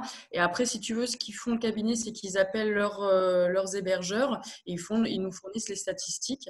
Là, après, par exemple, vu qu'on en a un sous le coude, Nico, est-ce que toi, tu as déjà des réservations, par exemple, pour juin? Oui. Ouais. Oui, après, les étrangers, ça commence à annuler. Aujourd'hui, clairement, on a des réservations. On est à 30 ou 40% de remplissage sur juillet-août, comme l'année dernière. Pour l'instant, mais c'est juin, c'est le Giro d'Italie qui a annulé. Juin, les cyclistes, ça commence à annuler. Après, voilà. Ce qu'il y a, c'est que pour avoir le G2A, la première enquête qu'ils font, c'est au 1er juillet. Donc, on n'aura pas les résultats avant. Après, moi, je peux la demander avant. Si tu veux, ça, c'est dans les contrats. Après, on peut la demander avant. Ce que des restaurateurs m'avaient demandé quand ça commençait un peu à sentir le rossi avant qu'on ferme la station, la semaine avant, on me demandait le taux d'annulation et G2A était en train de le faire. Mais on peut demander un peu avant les retours officiels que je vous fournis en juillet, moi. Après, le problème, si tu veux, ça c'est mon retour que j'ai. Le problème, c'est que c'est une épidémie qui est compliquée et les annulations ne s'anticipent pas. Hein. Nous, on a vu côté stations d'hiver, tout s'est arrêté en même pas une semaine. Et c'est monté crescendo. Au tout début, on n'avait pas d'annulation. Puis d'un coup, ça annulait. Donc, c'est difficile d'avoir un prévisionnel pour cet été. Sachant que la clientèle du mois de juin, souvent, c'est une clientèle de groupe, hein, les cyclistes, donc c'est une clientèle qui sera difficile à capter, je pense, au mois de juin. Je pense que le retour au groupe, ça va se faire tranquillement, hein, avant que les gens se remettent à être groupe de. Du tourisme s'inquiètent tous, puisque personne n'a une vision. Avoir lieu au mois de mai. À Embrun, qui est le plus gros événement, on va dire en termes de chronologie. Une fois que le confinement sera passé, est-ce que nous, dans nos têtes, on ne sera pas marqué et on aura envie de se mettre dans la foule? Et est-ce qu'il sera autorisé aussi? Moi, je crains qu'après le confinement, les réunions, les événements de plus de tant de personnes soient contrôlés aussi. C'est possible. Et au-delà du contrôle, est-ce qu'on ne va pas avoir peur? Est-ce que les étrangers vont venir? Et là, j'ai lu hier vu, excusez-moi, sur Canal+, le Tour de France, c'est une grosse interrogation, quoi. Oui, il parle de faire un Tour de France confiné. Oui, il le propose en huis clos, donc j'ai du mal un peu à comprendre le principe. Il disait que l'économie du Tour de France, c'est essentiellement les droits télé et que les gens le regarderont à la télé. Mais c'est un peu égoïste pour toutes les retombées et le public, quoi. Un Tour de France en huis clos, c'est pas le Tour de France, quoi. Il n'y a aucune retombée économique, je pense, si c'est qu'à la télé. C'est pas un événement où on se rejoint dans les bars pour regarder telle étape, ou c'est pas comme une Coupe du Monde de football. Non, excusez-moi, j'ai dû m'échapper une seconde. Peut-être que vous avez répondu à la question, mais on estime à quelque chose, puisqu'une fois que le confinement sera terminé, effectivement, on va peut-être au niveau du commerce local reprendre un petit peu, mais qu'en sera-t-il des trajets internationaux? J'ai des doutes. Moi, si jamais au 1er juin, on arrête le confinement, ce qui me semble une date un petit peu optimiste, que le 2 juin, on puisse partir d'un pays à un autre dans le monde entier du jour au lendemain et que les avions, on ait les autorisations. Est-ce que toi, à l'OT, tu as un petit peu plus d'infos? Est-ce que tu es optimiste? Ce que je disais, au niveau technicien du tourisme, et comme tout le monde est très, très inquiet parce que de toute façon, on n'a aucune à l'heure actuelle, et c'est ce qui s'est produit cet hiver et que ça s'est fait vraiment crescendo. Personne a une boule de cristal pour savoir comment on va consommer le loisir. Comme exactement tu le dis, une fois que nous, en France, le confinement sera fini, quid des autorités, quid des manifestations? Est-ce qu'elles seront autorisées ou pas? 500, 1000? Est-ce que les gens seront en phase de vouloir se regrouper? Et comment ils vont consommer leur tourisme? Et puis après, il va falloir évoluer, parce que nous, on est dans un pic de confinement, mais les autres pays vont l'être. Pour l'instant, le Brésil dit que non, les États-Unis, ça commence. Après, l'épidémie va se reporter sur d'autres pays qui, eux, vont être comme nous et qui ne pourront plus bouger. Oui, puis il y a encore des pays en Europe qui sont pourvoyeurs de clientèle qui n'appliquent pas de confinement total. C'est ça, tout à fait. Pour l'instant, il y en a Donc, une fois que nous, on sera sortis du confinement, est-ce que les frontières vont s'ouvrir comme ça? Et puis même une fois, imaginons que dans vie... Je suis désolé, je dois y aller. Bisous. Ciao. Ciao. Imaginons qu'on vive dans le monde des bisounours et que tout va bien, que les avions remarchent, qu'il n'y ait pas de restrictions administratives. Les clients, comment nous, l'impact de la presse, l'impact média, où tous les jours on te parle de cette épidémie-là, comment on va être marqué, quoi. Comment on va envisager nos vacances? Est-ce on va partir loin? Est-ce que les pays qui ont été martelés comme une zone de corona vont donner envie? C'est pareil pour nos copains italiens, hein. Comment eux, ils vont se relever une fois que le corona sera fini chez eux, quoi. Je pense qu'il faut cibler cet été sur la clientèle française, parce que je pense que les gens vont partir moins loin. Et la montagne, c'est quand même un endroit où il y a des grands espaces. Donc, par rapport à une plage où tout le monde sont les uns sur les autres, je pense qu'on a des arguments à faire valoir. D'accord, on en parlait l'autre jour avec Jean. Si nous, on peut sortir notre épingle du jeu par rapport à d'autres, c'est que la montagne a un côté, pour les clients, air pur, grands espaces, etc. Donc, je pense que la com devra s'axer sur ce côté, bien que ça ne soit pas vrai, mais en tout cas, l'air pur, qu'il y a moins de virus, etc. Je pense que le tourisme de ville va être plus compliqué. On a la chance d'avoir 45 000 lits de résidence secondaire qui sont certes des lits froids, mais qui peuvent du coup redevenir des lits à réchauffer. Je pense qu'aussi il faudra, je ne sais pas dans quelle mesure on peut le faire, ni comment on peut le faire, mais peut-être pour la première fois, il faudra qu'on intègre le côté sécurité de notre territoire, en disant qu'à Briançon, il y a un hôpital qui est capable de mobiliser 120 lits et qui a un vrai service public qui existe et qui fonctionne. C'est quelque chose qui n'était pas forcément dans nos réflexions jusqu'à maintenant, mais qui peut le devenir. C'est vrai que c'est compliqué. Voilà. Comment tu communiques là-dessus pour vouloir faire peur, c'est très très compliqué là. J'en sais absolument rien. Mais... Ouais, bonne interrogation. Ouais, c'est vrai, vous avez raison. Je ne veux pas faire trop long. Je pense qu'on va se libérer. 17, on a dépassé. Ça veut dire que ça plaît un peu à tout le monde. C'est génial. Et ben, moi, je vais vous remercier. Je pense, Sandrine, tu as peut-être une nouvelle info à nous donner journée, non. Si jamais, pour ceux qui sont là, mardi prochain, on sera fait à 10h30. Et si on a lancé un petit café virtuel, voilà, le café du commerce, en fait, ça, je voulais vous en parler. Tous les matins, entre 8h45 et 9h15, 30 minutes. Voilà, la vie du café, quoi. Hein. Ça, on l'appelait le café du commerce parce que on peut prendre son café et se voir et annoncer 2-3 trucs. Là, ce n'était pas ouvert qu'aux adhérents ou aux présidents d'associations. C'est un peu ouvert à tout le monde et puis échanger 2-3 trucs, histoire que les gens se familiarisent avec la visio parce qu'on est peut-être parti pour un bout de temps. Donc, voilà, on a lancé ça. C'est les jours ouvrés. Donc, le prochain, ça va être mardi matin aussi. Mardi, mercredi, jeudi. Donc, le numéro de réunion, il est toujours le même. Il ne change pas. Donc là, il suffit de cliquer une fois pour toutes sur le lien et la réunion est ouverte. Et puis on essaie de mettre à jour notre site internet lesenseignesdebriançon.fr pour donner ces informations avec le nom de l'intervenant qui viendra. Et là, en même temps que je vous parle, j'en avais un. Je me suis dit, tiens, on peut faire un peu de buzz en disant, on peut inviter M. Ludovic Arnaud. Comment il fait avec son projet en ce moment? Vous voyez qui c'est, Ludovic Arnaud, pour le projet Fort des Têtes? Pourquoi tu souris, Sébastien? Non, parce que je suis sur Facebook. C'est quelqu'un qui est très en colère hein, sur Facebook. Il balance des choses un peu. Alors ouais, d'accord. Ouais, voilà.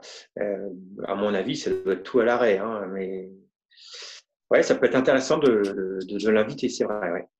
Je ne sais pas. Je vous lance des idées, réfléchissez, on reste en contact et puis on essaie d'animer ça pour la prochaine. Hein. Et ce qui serait peut-être pas idiot, c'est que quand on a un intervenant comme ça, qu'on puisse enregistrer. On peut enregistrer et le diffuser après au reste des. Tout à fait. Au reste des adhérents. Alors possible. Ça, c'est vrai. J'ai revu la réunion de mardi par YouTube. Génial. Putain, toi, tu es un geek, Jimmy, hein, parce que normalement, elle n'était pas vraiment publique. Je ne sais pas comment tu as pu avoir le lien. Non, c'est Sandrine qui m'a envoyé le lien. Ok, c'est ça. Donc, en fait, on a fait un test.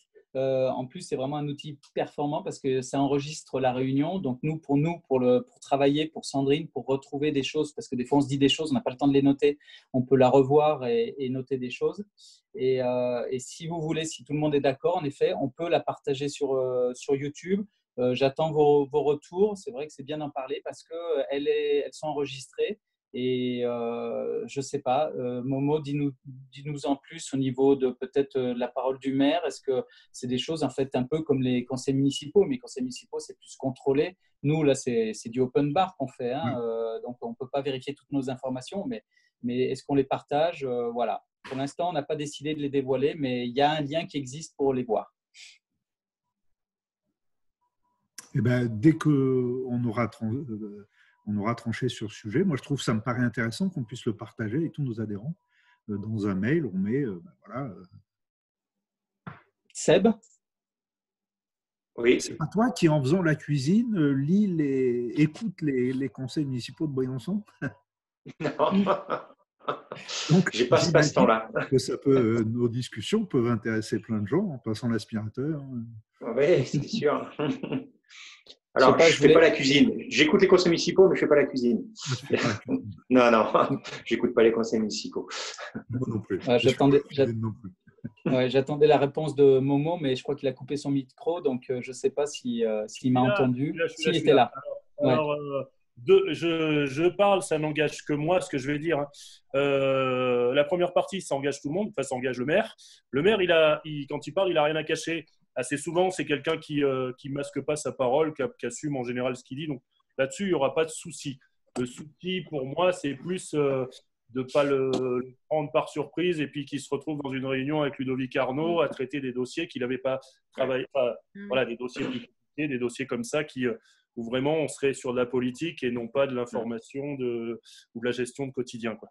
Ça, voilà. Après, sur la partie les réunions avec tous les commerçants, il n'y a aucun problème. Je m'engage déjà pour lui, que ce soit lui ou son directeur de cabinet ou moi-même, il n'y a aucun problème sur la rediffusion de ce qu'on peut dire.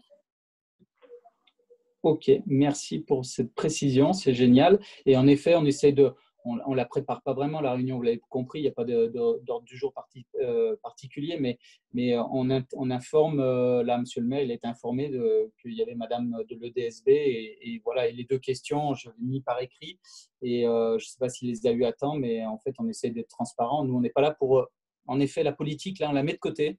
C'est vraiment le business, le cœur, et puis l'action sanitaire, bien sûr, c'était super intéressant ce qu'il nous a dit, mais c'est vraiment le côté business, et voilà, pour que nos entreprises locales, notre territoire se retrouvent pas au fond du trou et qu'on se serre les coudes là maintenant. Hein. Oui, on n'a plus le choix là, je crois. On n'a plus le choix. Ok, bon, bah écoutez, on fera un petit point par mail que si vous nous donnez l'autorisation de partager ces infos sur YouTube, ces réunions qui sont enregistrées, il n'y a pas de souci. Hein. Après, il faut qu'on pense à lancer l'enregistrement au bon moment, parce que je crois que celle-ci, elle a dû être enregistrée, mais peut-être que les 10-15 premières minutes, ce n'était pas intéressant. Donc, je crois que ça a dû démarrer à partir de l'intervention de la dame de l'EDSB. Et ça me permet de le réécouter parce qu'elle a annoncé plein de trucs. Moi, je vous assure que je n'ai pas réussi à tout noter. Hein, je ne sais pas vous, mais il y avait plein d'infos. Ok, merci à tous. Merci. Sandrine, je vous appelle pour hein? Ok, bah, il faut que je vois avec les enseignes aussi parce que du coup, je ne suis plus sous le même contrat. Ah oui. Il faut jouer avec eux. Je suis en chômage partiel aussi, à part quelques heures. Donc, il faut que je vois avec eux comment est-ce que je peux être détachée, faire des heures sur d'autres. Il n'y a pas de souci, hein, mais voilà, il faut que je vois avec eux. Il faut que vous me dites ce que vous avez vraiment besoin. Et moi, je fais un estimatif à peu près, si j'y passe une journée, 10 minutes. Si c'est 10 minutes, ça va. Non, mais je comprends tout à fait. Je ne sais pas, dites-moi quand vous êtes disponible et puis je vous appelle dans ce créneau horaire et puis on en parle. Hein? Ok, pas de souci. Je vous envoie un mail. Beaucoup. Merci en tout cas à tout le monde pour votre participation. Allez, merci à tous. Au revoir. À bientôt. Ciao, ciao. On ferme le navigateur, c'est tout. Ouais. On ferme le navigateur ou alors moi je quitter la réunion. Quitter la réunion ou alors je coupe tout le monde d'un coup. Ciao. Ciao, ciao.